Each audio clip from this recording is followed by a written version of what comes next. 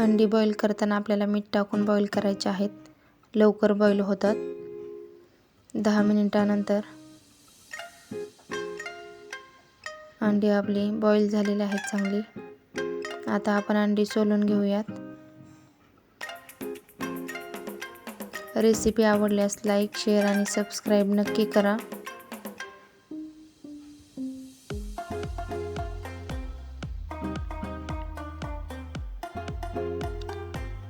अंडी सोलून झालेले आहेत. आपण आता मध्यभागी कट करून घेऊयात.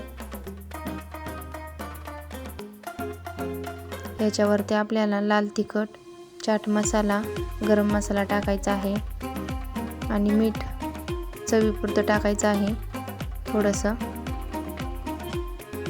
आपले बघा एग मसाला चाट, सिंपल एग चाट तयार आहे. आवडल्यास लाईक, शेअर आणि सबस्क्राईब नक्की